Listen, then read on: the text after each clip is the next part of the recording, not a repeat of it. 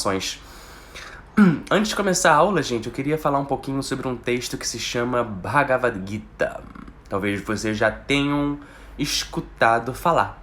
Se você já escutou falar sobre esse texto, comenta aqui assim, ó. E é um texto que é super importante, né, na história da filosofia do yoga, e conta sobre um diálogo entre um guerreiro, entre um general, se chama Arjuna, e o amigo dele, o companheiro dele que está do lado, antes da batalha começar, que ele se chama Krishna. Talvez você já tenha escutado todos os Hare Krishnas aí cantando pelo mundo. E o que é importante, assim, a gente lembrar que essa época, né, na história do yoga, era uma época de muita inovação em termos das técnicas de meditação, das tradições que vinham crescendo, se desenvolvendo na Índia antiga. Então aí chegou um texto que dava, assim, várias opções, digamos assim, de prática, caso você tenha mais afinidade com o aspecto devocional, ou com o aspecto meditativo, ou com o aspecto da ação, karma, né? Mas eu acho que o grande diferencial desse texto é justamente a ênfase de que você pode sim ter uma vida espiritual no plano físico. No mundo da matéria, você pode estar enraizado no seu coração, na sua essência. Enquanto outras tradições mais antigas, né, que precederam o Gita, né? Eles disseram, galera, olha só, sai do mundo, desconecta um pouquinho aí da realidade, porque tem muita confusão, é muito sofrimento, é muita decepção, é muita frustração, ó, mete o pé, vai pra caverna, vai pra floresta e faz umas meditações lá até você encontrar a iluminação, né? E aí chegou esse texto, o Bhagavad Gita, que diz que não, que pra você realmente... Acho que assim, o texto se resume em duas principais perguntas. A primeira é, como é que eu posso me conectar com o mundo espiritual? Como é que eu posso me conectar com o meu coração, com o meu espírito, com a minha verdade, da forma que você identifica isso? E, número 2, qual é a forma que eu posso também viver, né, e agir no meu dia a dia? Então, acho que o texto tem esses dois pilares, né? E então ele diz que não, olha, você pode sim estar aqui, mas ainda ter uma vida espiritual. Arrou! Comenta aqui se você concorda, comenta aqui se você tem alguma dúvida. Vamos dialogar, porque essa troca é importante. Eu quero que isso seja uma oportunidade de todas as quintas-feiras a gente estar aqui compartilhando um pouquinho também sobre a filosofia da prática, que é muito importante, que é o grande amor do conhecimento, né? O philosophos, o amor do conhecimento. Então, começa, né? Bom dia, Lelê! Começa, né, o diálogo com o Arjuna entrando, né, pra batalha. Então, assim, é importante lembrar que esse texto faz parte de um texto muito maior, né, que se chama Mahabharata. É digamos assim, é o 6º capítulo, né, desse texto incrivelmente grande que é o Mahabharata.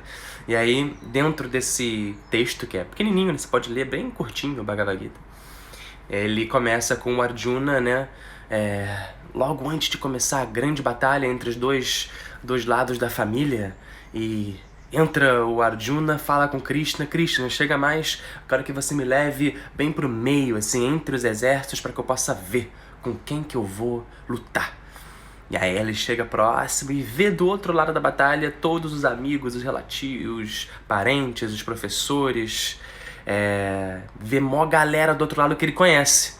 E ele fala, putz, ferrou, meu irmão, não tem como, não vai rolar. Não vai rolar que eu não vou. Como é que eu vou matar as pessoas que eu conheço, os meus professores, os meus amigos? Quer dizer, não tem como, não rola. Então ele chega pro Krishna e fala, o que eu faço? Né? E ele... Lembra-se que o Arjuna é o guerreiro mor. Ele é o cara, meu irmão. Ele é conhecido como pegar, né, o arco e flecha e, tipo, ter 11 flechas de um lado só e traçar e matar 11 pessoas ao mesmo tempo. É um cara, assim, que é conhecido pela sua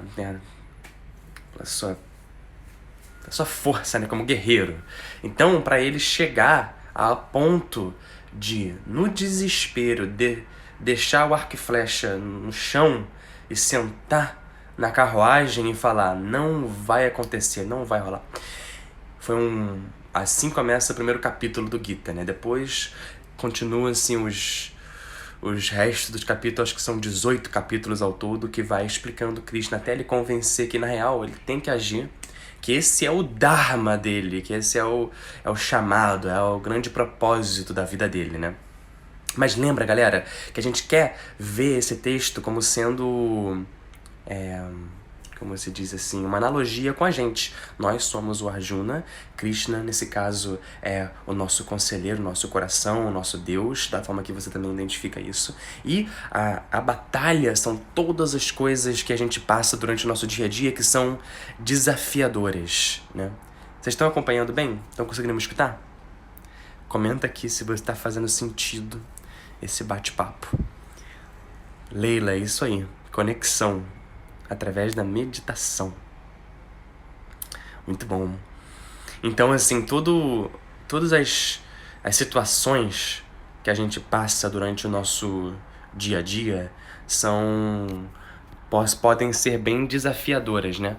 Então, a gente tá sempre... Quando ele colocou o arco e flecha para baixo, ele meio que, de uma forma simbólica, ele representou as tradições de renúncia do mundo, né? Ele falava: olha, não vou me meter nesse, porque é muita confusão, é muita distração, não vou agir, né?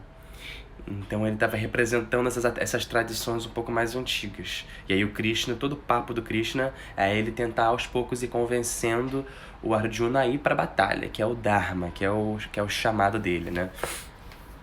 Boa, obrigado Carolina, obrigado Malu e Leila. Show de bola. Então, tá aí um convite para, durante o seu dia a dia, você encontrar esse refúgio interno.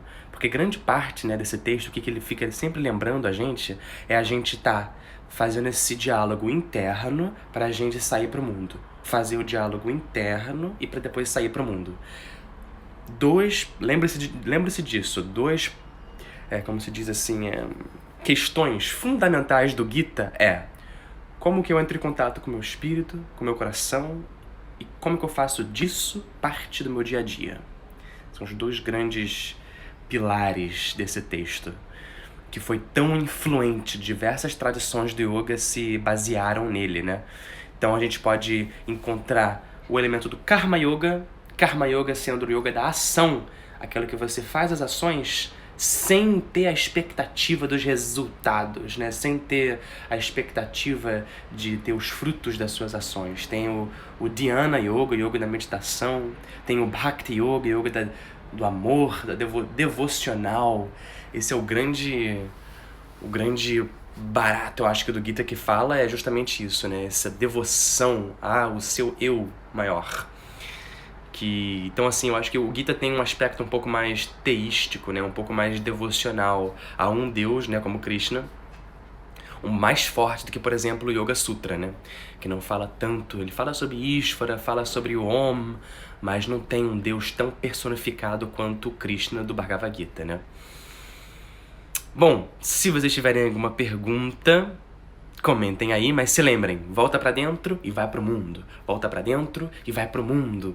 E segue nesse diálogo interno aí pra gente seguir com muita conexão e força. Lembrando que todas as quintas estamos aqui pra também bater esse papo filosófico e praticar. Terças-feiras é com a minha mãe e quintas-feiras é comigo. Beleza? Lembrando mais uma vez que nós temos o nosso Zoom da Casa 111.